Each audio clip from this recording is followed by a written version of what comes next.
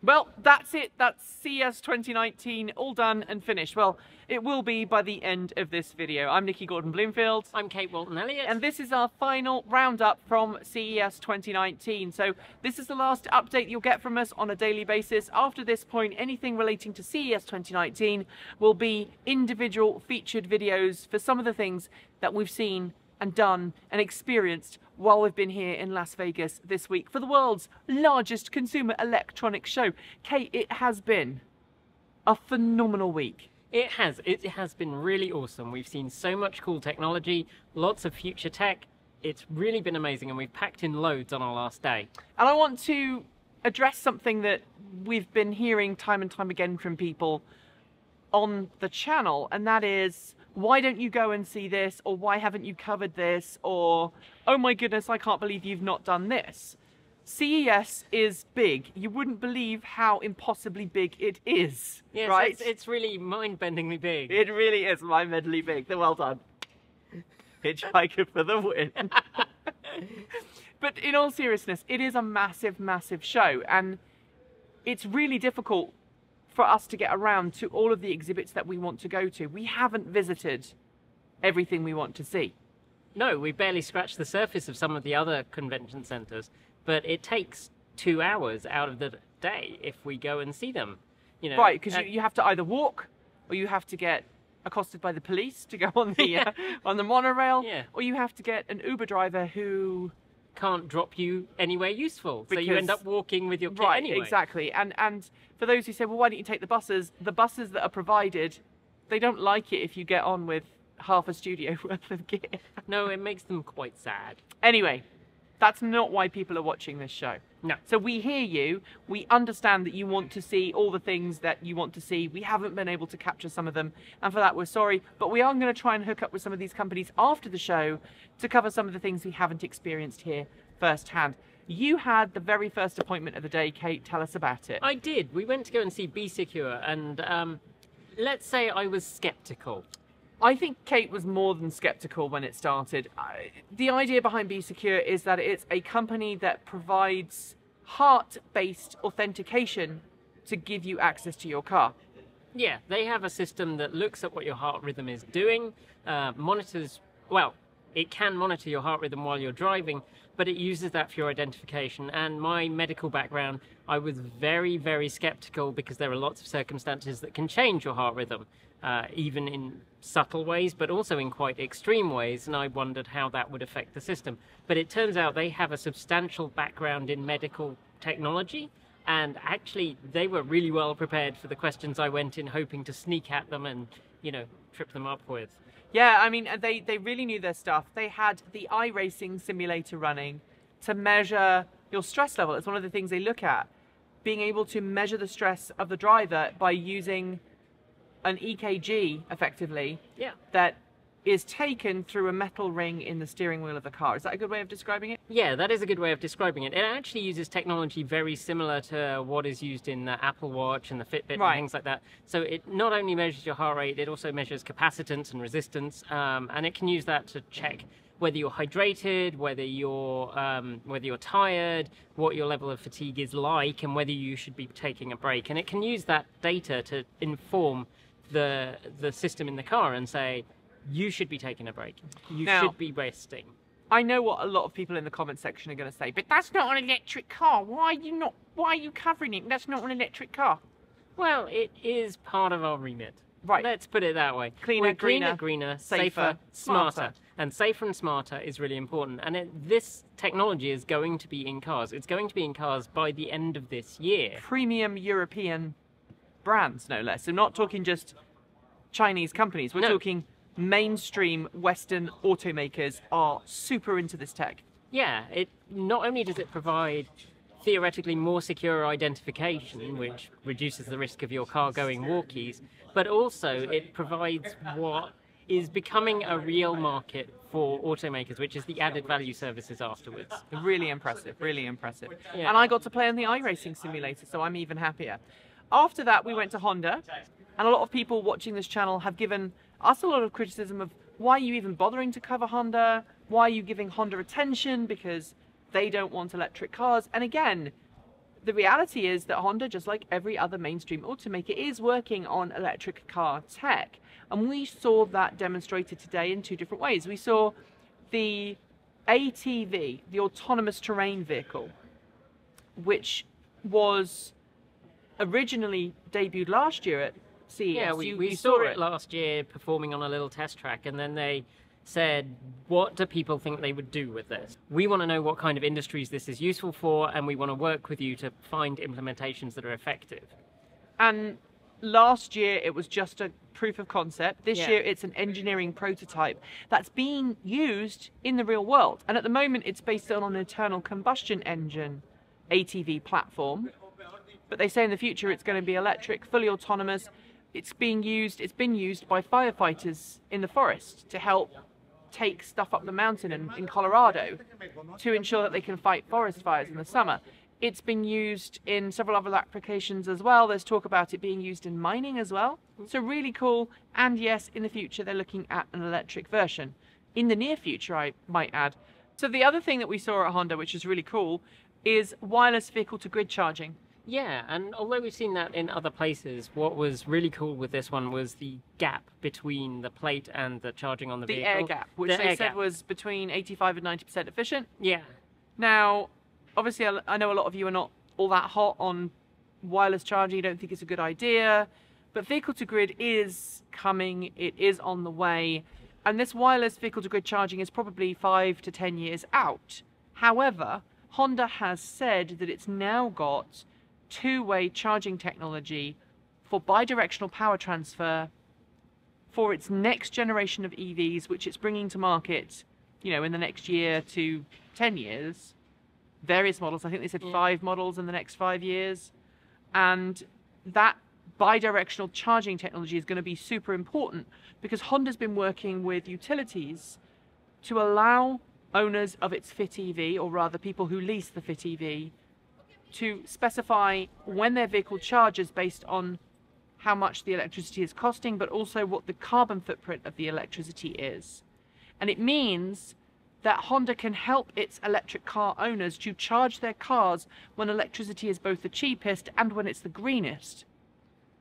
And that's very smart, because it also means that when there is an excess in electricity, the first thing to be turned off is very often the smaller generators. Yeah, and they have costs associated with... They actually have to pay to deliver power to the grid. Yeah, and that's something that we've been hearing from other charging station manufacturers. A lot of them are working on these systems that tie into the grid and look at what the electrical mix is to make sure that it's clean. And one of the things we're going to be working on when we come back to the studio in Portland is we're actually going to be making a video, or rather an animation, explaining how all the vehicle-to-grid technology and why time of use is important and why it's important to know where your electricity is coming from and how smart cities and smart grids can help you make your car greener. After that, we went to see Mercedes-Benz and the EQC. So what's really interesting about this is that Mercedes-Benz is not bringing the EQC to any other auto shows this year because Mercedes-Benz isn't doing any auto shows, which is crazy. It is crazy. It's a mainstream premium brand and it's not making any auto show appearances. No. The nice thing for us was you actually had a chance to sit in it today I did. And have a little look round. There was a very angry man tapping on the window, which was kind of bizarre. Yeah. He got really angry, like super angry, about not being allowed to sit in the car. And we're like, we're doing an interview. Yeah. Anyway, I really liked the EQC. I liked the way it was laid out. I particularly liked the dash, very flat. Reminded me a little bit of your i3, which is interesting because I don't like the i3 layout. Do you not? Not I didn't really realise that. Not really. But the EQC felt very comfortable, quiet, well-built, premium interior. Obviously, Mercedes-Benz is still not telling us how much it's going to cost. No. Because it's a premium car. But it's going to be a premium price. It's going to be Mercedes-Benz price. Yes, it is. I think it's probably going to be edging towards high-end Benz price, but we don't know. No. So 110 kilowatt CCS quick charging, an 80 kilowatt hour battery pack, and a 0 to 60 time of just under 5 seconds, so 4.9 seconds. It's not Tesla fast, but this is the point. Benz is not setting out to beat Tesla. It's not setting out to make another Model X because the Model X already exists. No, it's setting out to build an electric vehicle for its customers. And Benz has a lot of customers. Yeah. I mean, it's lost some to Tesla, but still. But I it's wouldn't be still surprised important. if it got some of those back. Yep. So that was fun. I'm hoping that we can get a ride at some point later this year. Obviously, the EQC is going to be launched next year. It's going to start deliveries next year. We still don't know the official EPA range. No. They're still quoting 279 miles. But they're doing that on the NEDC test cycle, which has now been replaced by the WLTP test cycle. So it's kind of a bit weird that they've chosen to quote a range that isn't actually used anymore at an auto show in the US, and they won't tell us what the EPA score is likely to be. So it's a bit bizarre. Anyway, after that, we broke for lunch. Yes. And we're going to break now to talk about our t-shirts. Yeah, because it seems like our t-shirts have been pretty popular. Yeah, we're going to, I think, continue this. If you want us to continue the t-shirt thing, let us know. Next time we're both on camera, we'll do the t-shirt thing. Yeah. So you're wearing another vintage t-shirt today? I am. Today it is Silicon Graphics. So I used to do molecular modelling on Silicon Graphics Indie workstations, which was very nice. Nice. I liked those machines a lot. I keep looking at getting one just to have around the house as a lawn ornament. Just because. I am wearing a t-shirt that I got off a particular site, or rather I can't remember. I'm really bad. I will put the link to the artist in the description below. And it's a crossover between The Little Mermaid and Doctor Who, the new Doctor, who is great. I love the new Doctor. She is fabulous. And she's holding like a little tiny TARDIS, which is... I love it. Oh. I'm a real fan of the new Doctor Who. It's what we needed. Yes. Although I must admit, I do find it kind of funny that she now has 3 sidekicks. Yeah. And the male Doctor only ever had 1. I know. Maybe 2 sometimes when it was Rory and I've forgotten her name. Yeah, not Rose. No. No, the other one. Anyway. Yeah. You know what I'm talking about. I know what I can think of the actor's name, Karen, but I can't Yeah. think of the character's name. Someone will tell us in the comments below and yell at us for doing that. By the way, a little apology if it seems a bit weird now with the lights. It's because they've turned the lights off in the hall and we record at just about the wrong time for the lights to go off. So they're trying to kick us out. So we will continue apace. After that, we went to see the Livewire, the Harley-Davidson Livewire. It is Harley-Davidson's first electric motorcycle. And it's actually a bike that I think looks attractive, and I'm not a big Harley fan. It's kind of like it reminds me a little bit of a hardtail. Yeah, yeah. I'm not a big Harley-Davidson fan. It seems to have a lot of mass. Yeah. And not necessarily all in the right way, but I'm not a Harley-Davidson fan. I don't think I would want to own one. The specs are... uninspiring? Yeah, we're talking about 100 miles of range in real-world driving. We're talking about a 0 to 60 time of 3.5 seconds, which for a motorbike is not super fast. It is not super fast. The range is kind of okay. It compares all right with the SES-E9. It's a bit... The Energica SASA9. Yeah. Rapid charging, DC quick charging, which means it will be the second electric motorcycle that you can buy alongside the Energica SASA9 with rapid charging. I think the Lightning is going to have rapid charging too, but it's still in that kind of early stage. The Lightning is, I think, the most expensive of the 3. Yeah. The Harley-Davidson Livewire, they're saying it's going to cost 29 grand. Yeah, which when you compare it with the SES-E9, not great. No, because the SASA9 is 22k. Yeah, yeah. And it's a bike I could ride. I mean, we fell in love with it last year. We fell in love with it. And we're still waiting for our ride. Anyway. Yes, we are. The thing I find most interesting about the Harley, though, is it doesn't look like a Harley. I mean, it has some of their design cues, but it doesn't look like a Harley. So I don't really know who it's meant to be for. Right, right. And then I think it's also got some weird thing with a subscription service with telematics. Yeah. So the security features and some of the other features are on subscription only. So if you stop subscribing after the first year when it's free, then you lose security features.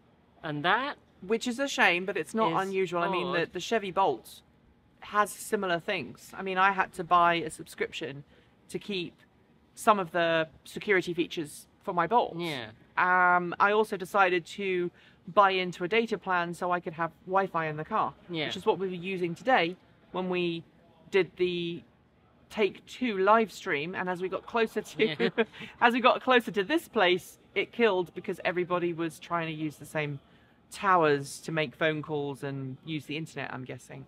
All right, so we're going to also add in now a little news item because it happened yesterday and we found out about it today. We did get a tip off, but then it became public, so we kind of didn't bother rushing too much.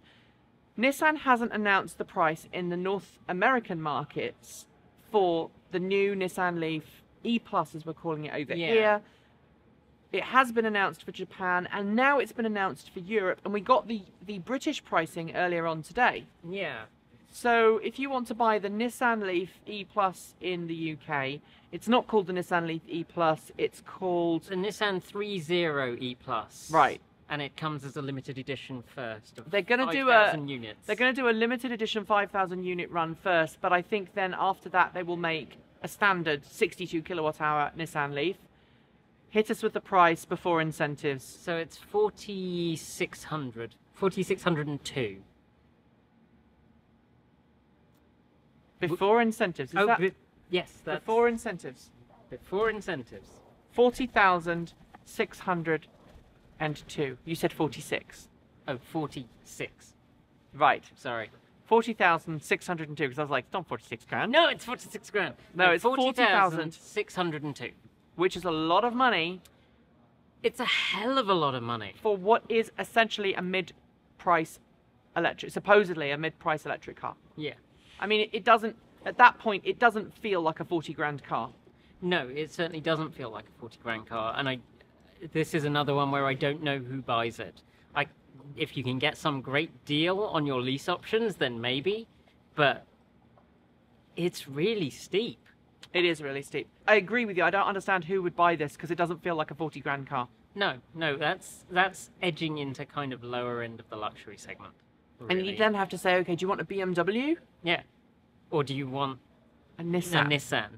And I just can't see who's going to go, oh yeah, I'll go for the Nissan. And as somebody who's got a BMW i3 Rex, which you have a love-hate relationship with. I do. I love to drive it. I hate it when it's broken, which is a lot of the time. But I don't think I could justify spending 40 grand on a Leaf.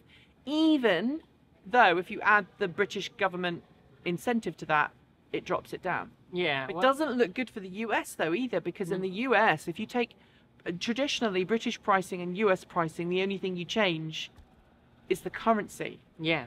Yeah. So I think we're looking at a $40,000 Nissan Leaf. And that is insane. And if you consider that Nissan is getting really close to hitting that 200,000 car roll-off point under the federal tax incentives. Yeah. I really don't understand it.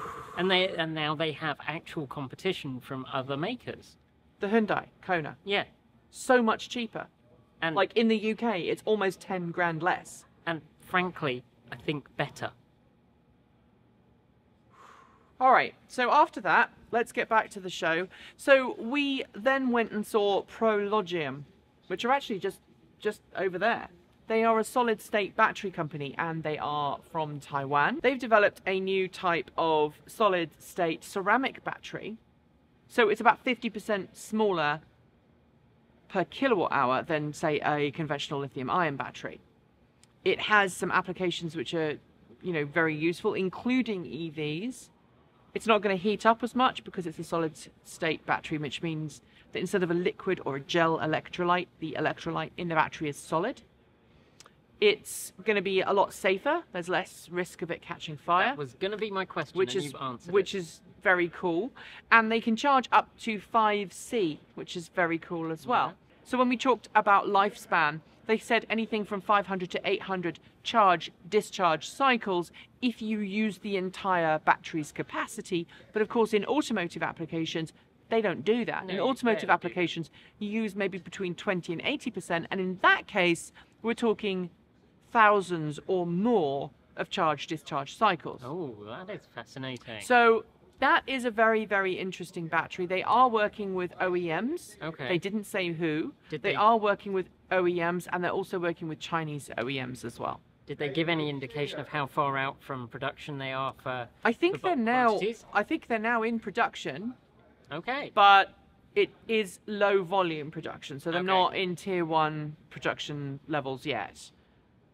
Okay. When that happens, and they said basically once they are producing more than about 30 gigawatt hours a year, then it will be cost effective and comparable with lithium ion, but with all the benefits of solid state tech, which is great. Lots of batteries. We've seen two or three different battery companies this year at CES, and I should point out that we might have seen 2 or 3, but there have been hundreds. Yeah, there are tons and tons of them here. We could go round this show just covering batteries. Probably for more than a week. More if it than was a week. on for a week, we could spend more than a week doing All right. that.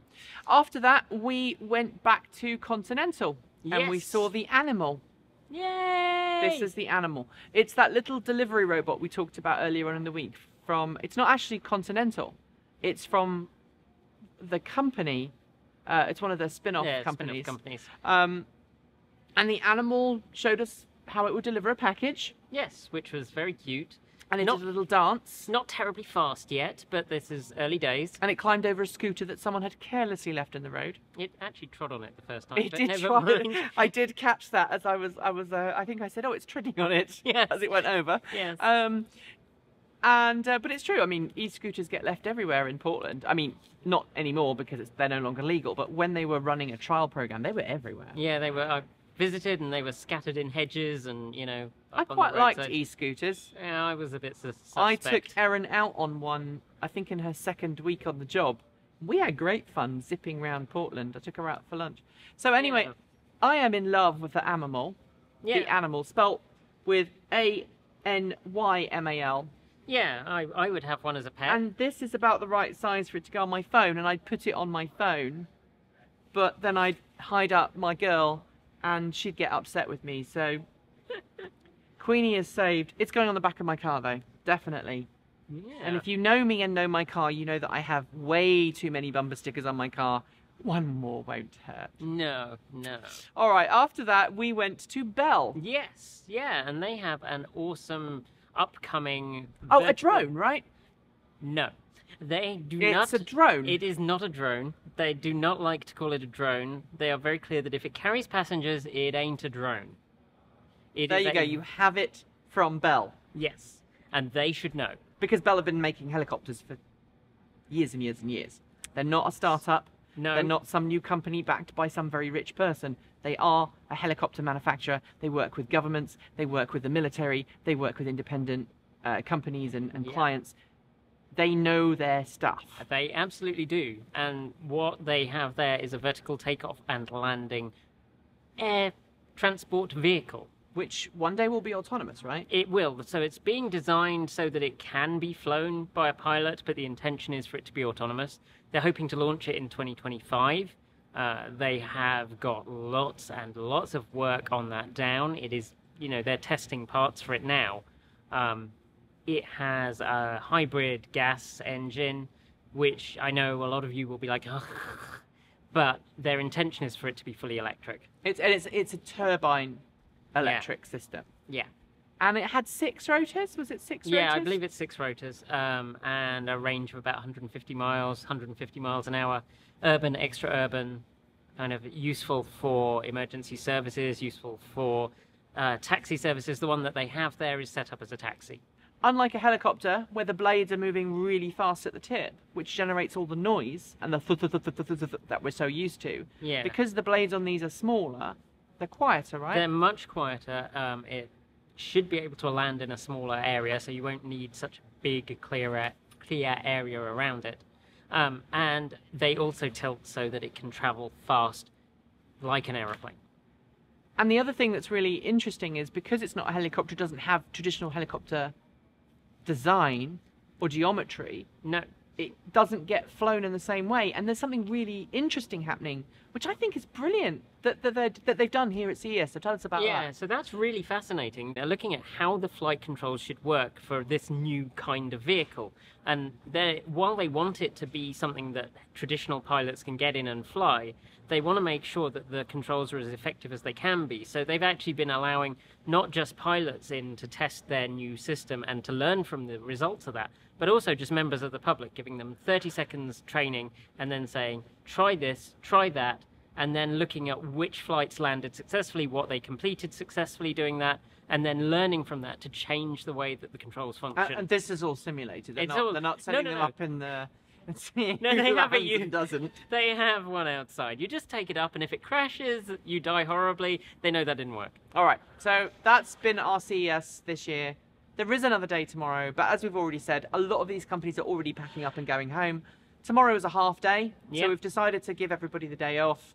We're just going to wander around and have a bit of fun. We may do a hangout or a take two or something. Yeah. But what's been your highlight of the show? Actually, I would probably say Bell. Bell and Be Secure, which is weird because I didn't expect either of them to be my highlights. I really enjoyed Be Secure. Yeah. I really enjoyed the BMW experience. It was fun playing with Rocket. It was. I mean, it was fun playing the Rocket rescue game. Yes. I would never play with a raccoon. It might bite you.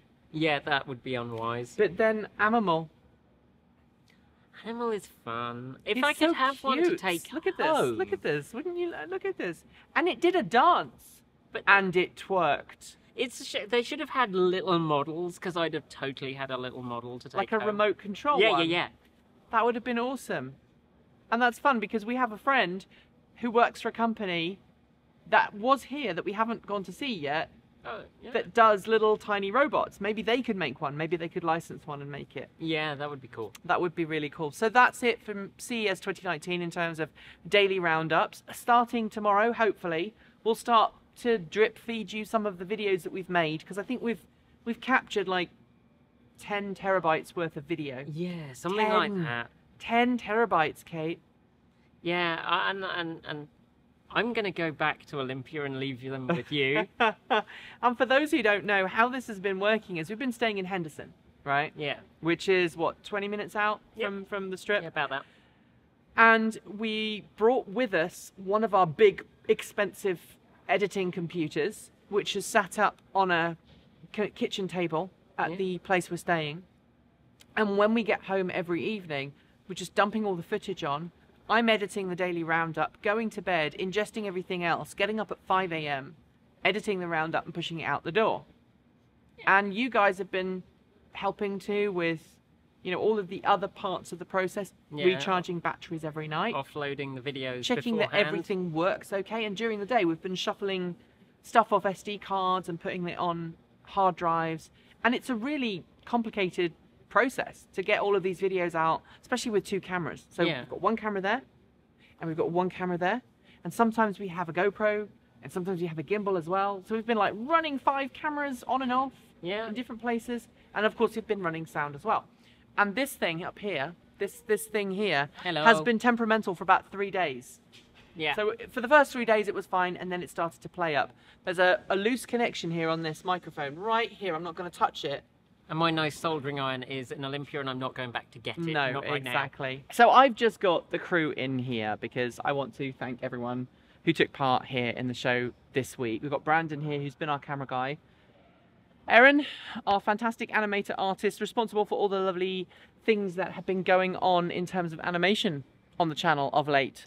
So that is all of the secret things she's been doing, and the person behind some of the t-shirts that we've been making as well, that you've seen us wearing for the last couple of weeks. We've also been using you as a second camera operator and a boom op. Yep, and sometimes B-roll. Sometimes B-roll. Yeah, effectively, she's done everything and could do it by herself. We're just here for fun. We are just here for fun. Anyway, thanks for joining us. Don't forget to like, comment and subscribe. Hit the notification bell. And why not switch to New Zealand's only carboNZero certified renewable electricity company. We've been teasing Kate all week because she's been doing this to camera a couple of times, and it's invariably gone wrong. There are 400 takes of it. There will be an outtake show coming soon. Anyway, I'm Nikki Gordon-Bloomfield. I'm Kate Walton-Elliott. I'm Erin Carley. I'm Brandon Ying. And you've been watching the Roundup from CES. Have a great one. Ka kite. See you soon.